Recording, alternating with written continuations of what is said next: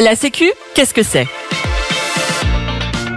Découvrez Parlons peu, parlons Sécu, le podcast de l'École nationale supérieure de sécurité sociale qui vous éclaire sur l'histoire, l'actualité et l'avenir de la protection sociale.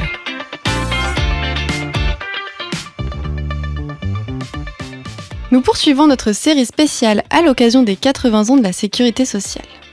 Dans cet épisode, nous allons nous intéresser à la manière dont la sécurité sociale a su s'adapter et répondre aux grandes réformes sociétales sur 8 décennies.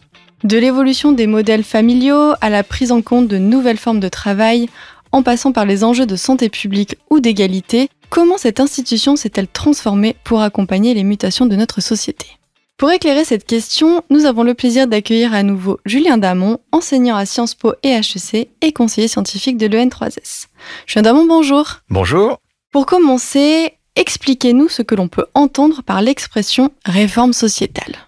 Je vous remercie de poser cette question parce que je trouve en effet que le terme sociétal fait chic, mais n'est pas évident. Alors, j'observe moi un emploi qui se généralise du qualificatif, de l'épithète sociétal de façon assez récente en France. Je n'en suis pas un inconditionnel. Ça n'est pas grave que je n'en sois pas un inconditionnel puisque l'expression s'emploie.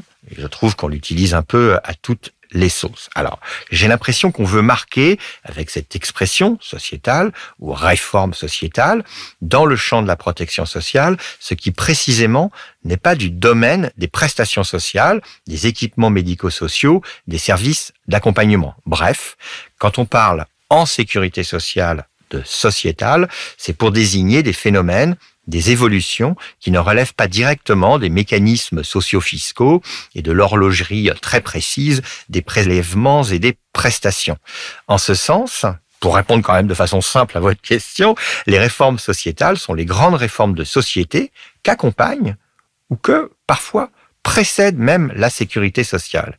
Et puis, pour finir sur cette petite remarque terminologique qui n'est pas uniquement de la coquetterie sémantique, vous noterez que l'on ne parle jamais de sécurité sociétale ou de protection sociétale, mais toujours de sécurité sociale ou de protection sociale. Tout à fait, mais alors, quelles sont donc ces grandes transformations de la société que la sécurité sociale a sur 8 décennies accompagnées ? Voilà, transformation de la société, on comprend mieux.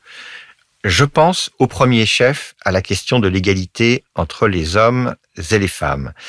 C'est un combat qui n'est pas encore terminé, mais la sécurité sociale, dans ses différentes composantes, s'est toujours davantage investie dans ce domaine. Elle n'avait pas été configurée pour cela d'ailleurs. Elle relevait, ou plutôt elle s'appuyait sur un modèle social où les inégalités entre les hommes et les femmes étaient très marquée, et la lutte contre ces inégalités n'était pas une priorité, c'est progressivement devenu une priorité. Regardons ça un peu sur nos 8 décennies. En matière de droit civil, la France a connu une révolution dans les années 60. Les femmes mariées, ceci peut vraiment surprendre avec un regard contemporain, mais n'avaient pas le droit d'exercer une activité professionnelle, n'avaient pas le droit d'ouvrir un compte en banque si elles n'avaient pas l'accord de leur mari. Eh bien, ce droit civil a été parfaitement accompagné, ces transformations du droit civil ont été parfaitement accompagnées par la sécurité sociale, qui a beaucoup fait et qui continue à faire beaucoup. Travailleurs et travailleuses ne connaissent toujours pas une égalité salariale parfaite, à responsabilité similaire, mais leurs droits sociaux sont exactement les mêmes. De façon plus contemporaine, la sécurité sociale a beaucoup investi afin de permettre la conciliation entre l'activité professionnelle et les responsabilités familiales. On l'oublie, mais avant les années 1970, il n'y avait pas de financement public, ou alors de façon epsilonesque, pour les crèches ou les assistantes maternelles. On a un développement puissant depuis les années 1980. Peut-être insuffisant, peut-être encore imparfait, mais ce souci de la conciliation vie familiale, vie professionnelle, donnant une matérialisation importante aux efforts réalisés, peut-être encore à renforcer en matière d'égalité entre les hommes et les femmes, c'est une contribution majeure de la sécurité sociale. Sur le plan également de la liberté des femmes et de sujets plus hautement débattus, la sécurité sociale a accompagné la dépénalisation de l'avortement jusqu'à la décision de rembourser l'IVG. Une grande transformation de la société française au cours des 8 dernières décennies a été cet accent mis sur l'égalité entre les hommes et les femmes, sur la liberté des femmes, et la sécurité sociale y a pleinement, fortement contribué.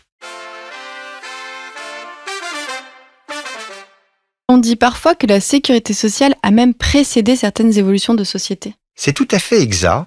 Ceci se repère en particulier dans les évolutions familiales et le droit des prestations familiales. Ce droit des prestations familiales repose sur la notion de charge d'enfant. Que les parents soient mariés, pacsés ou en union libre, qu'ils constituent un couple homosexuel ou hétérosexuel, le droit est le même. Ceci ne surprend pas aujourd'hui, ou surprend moins. Mais de grandes transformations ont traversé sur ces sujets les 80 dernières années.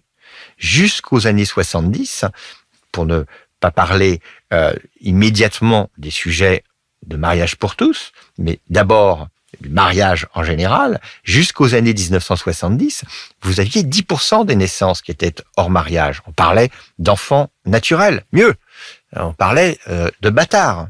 Eh bien, nous sommes aujourd'hui à plus des 2/3 aujourd'hui. Je répète, jusqu'aux années 70, 10% des naissances en mariage, et maintenant les 2/3.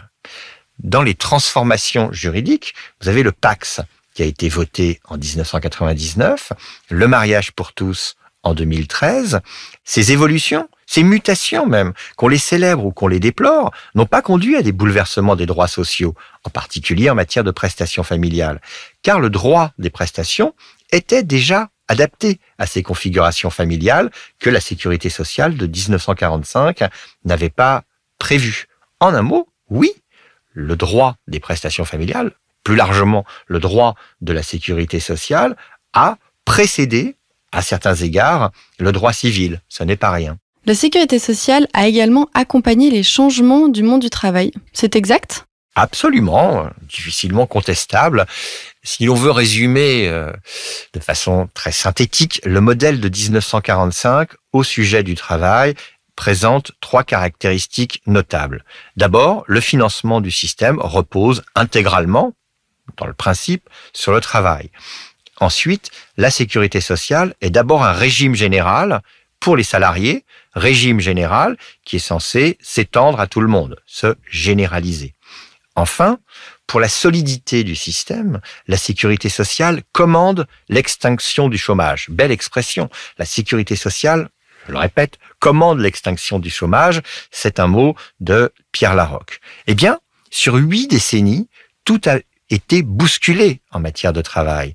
Le projet de généralisation et d'universalisation, c'est un terme plus moderne, a embarqué dans la sécurité sociale, donc a permis à des inactifs qui auparavant ne bénéficiaient pas des couvertures et garanties de ce système social.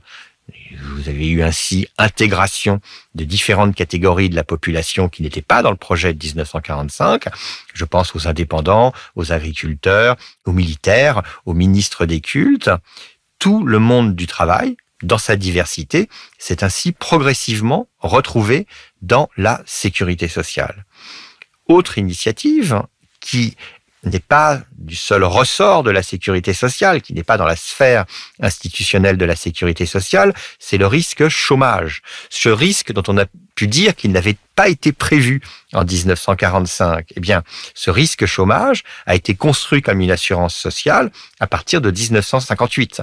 Donc, la sécurité sociale, au sens de protection sociale, oui, a accompagné, c'est le moins qu'on puisse dire, les changements du monde du travail. J'ajouterais les questions de pauvreté et de précarité qui sont réapparues en force, à la fois dans le débat public et dans les rues, à partir des années 1970 et 80, ont poussé à la révision de paramètres, mais aussi à la révision plus globale de l'édifice même du système de sécurité sociale.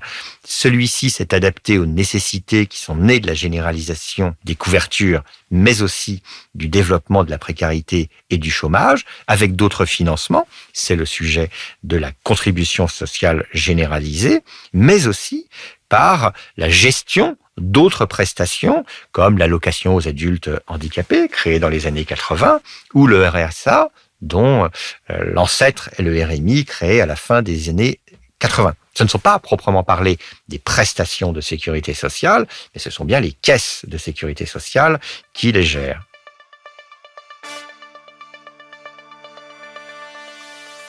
Autre transformation d'ampleur, la dématérialisation. Pouvez-vous revenir sur ce point ? Grande transformation de la société, oui, la dématérialisation. Et la sécurité sociale est aujourd'hui confrontée à la révolution numérique, au défi de l'intelligence artificielle. Mais mon scoop, si j'ose dire, c'est qu'elle l'a toujours été. Elle a même toujours été un peu en avance. Alors c'est pas uniquement de l'auto-célébration pour dire nous sommes les plus beaux et les plus forts en matière de sécurité sociale, mais il faut rappeler, puisqu'il s'agit de gérer de gigantesques bases de données, c'est ça, la sécurité sociale, eh bien, cette institution a été l'une des premières grandes institutions françaises à connaître la révolution informatique. Et je vous parle là des années 50, 60, 70. Il s'est en réalité toujours agi de fournir le service le plus adapté au meilleur coût. Aujourd'hui, la dématérialisation, toujours plus poussée, et le recours, toujours croissant, aux écrans et à l'intelligence artificielle, pose des questions renouvelées à la sécurité sociale. Des problèmes d'addiction aux écrans et aux réseaux sociaux pour les jeunes, pour les plus ou moins jeunes, si vous voulez. Des possibilités de fraude qui sont facilitées et symétriquement des outils plus puissants de lutte contre la fraude. Bien, sur tous ces problèmes que l'on pourrait dire sociétaux, liés à la dématérialisation de nos existences, de nos vies quotidiennes, la fracture numérique, parmi tous ces sujets, la fracture numérique est un sujet d'importance. Elle n'a jamais été aussi réduite, il n'y a jamais eu aussi peu de personnes concernées, parce que chaque année, il y a moins de personnes qui se trouvent du mauvais côté de la fracture numérique, mais c'est de plus en plus problématique pour les personnes qui sont du mauvais côté du fossé numérique. Mais sur cette dématérialisation, pour terminer, je dirais que c'est similaire à la question du droit civil. La sécurité sociale n'a jamais été en retard, elle a parfois même été en avance. Et pour le dire en une formule, la sécurité sociale a toujours été moderne.